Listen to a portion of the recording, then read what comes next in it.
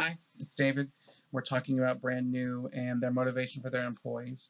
And I think that the best plan out of the two, McClellan theory and the two-step model, the Herzog model, is the McClellan theory, because I think it's the most straightforward, it's the easiest to implement, and the company then can find the most success with that because of the ease with which they can implement that program. They won't have to rely on consultants as much to do that. They need someone or a firm to tackle the initial outset of the program and to handle the assessments and then recommendations for restructuring their teams. But it's less ongoing and less overall management than the other program, at least I feel.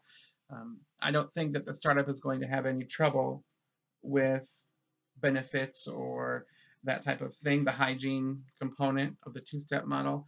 That company probably does well with all of those aspects, as I think we'll find most startups do, just because they're innovative and so they're trying to really eliminate barriers to bringing a product to market. So if those things are pay or a comfortable office or fringe benefits and that type of thing, they're already going to have those. So we don't really need to address those.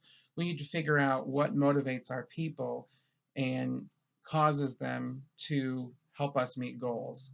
The McClellan theory does that by separating them um, into the three categories that identify what motivates the people to succeed. Once we do that, then we can form teams based on those people, and maybe we group them all together, and maybe we group them um, several to a team just to make sure that there's that variety. I'm not quite sure what would be the best with that yet, and it's going to vary depending on what the team makeup is. But we need to identify the strengths of the people in order to determine the best way for the company to set them up for success. So we can't move forward until we know what we're working with essentially. Previously with the startup, everyone's collaborated and been part of a big giant team that's brought everything to market, and it's worked so far because they've had success.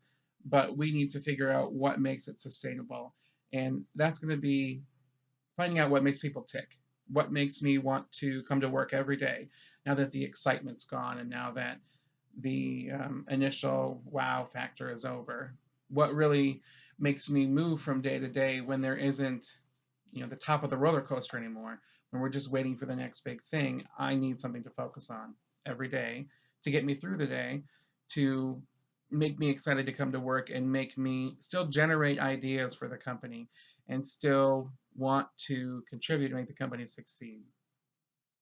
So I think the McCullen theory would be the clear winner here.